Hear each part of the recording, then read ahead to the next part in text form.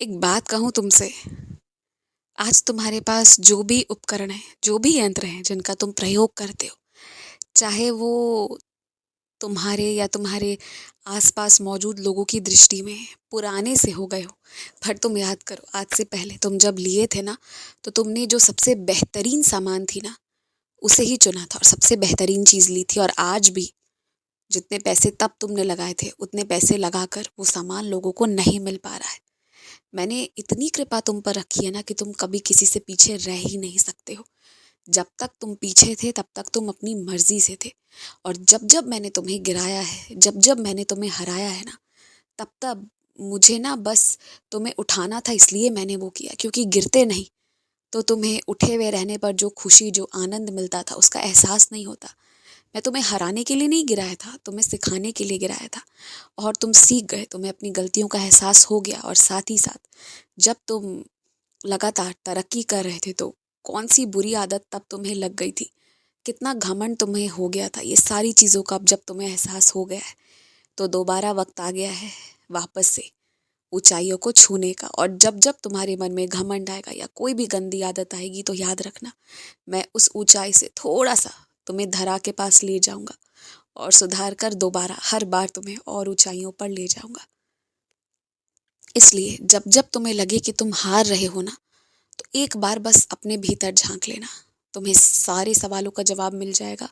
और उन जवाबों पर काम करोगे ना, तो सब ठीक भी हो जाएगा। आज जो तुम्हारा खास दिन है, उसकी तुम्हें खूब सारी बधाइयाँ। तुम्हारा दिन बहुत अच्छा बीतने वाला है। तुम्हारी बहुत सुखद आयु, बहुत सुखद रिश्ते आगे होने वाले हैं। सब बहुत अच्छा आगे होने वाला है। अभी बहुत कुछ जो तुमने नहीं देखा है, वो तुम देखोगे। मानता हूँ कुछ चीज़ें पहले हो जानी चाहिए थी, थोड़ी देर हो रही है, लेकिन आनंद तो उसी में है ना, जब सबूरी रख कर वहां तक पहुंचते हो।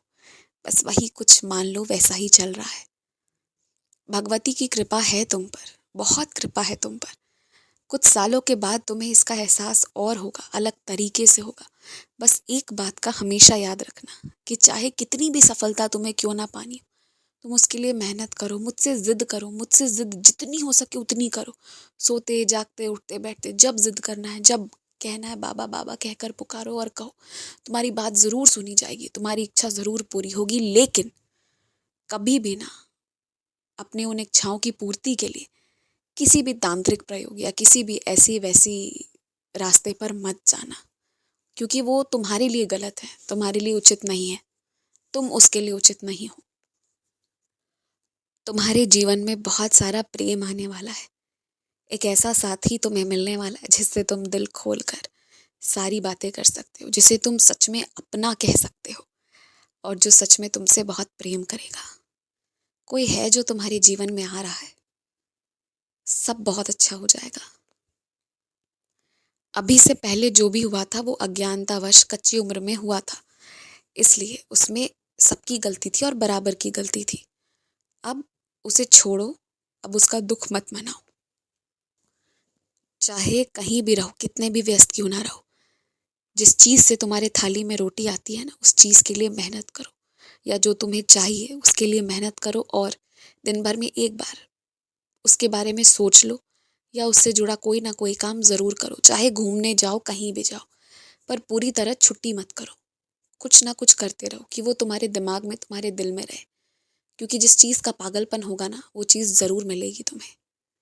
और सुनो, तुम्हारी रक्षा हो रही है।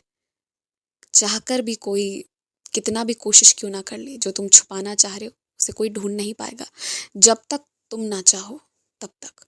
जो वादा तुम्हारे और मेरे बीच है, मैंने छुपा कर रखा है, और तुमने वादा किया है तो तुम्हें भी चुप रहना है, छुपा कर रखना है। खुश रहो। मेरी कृपा है, मेरी रहमतें हैं तुम्हारे साथ।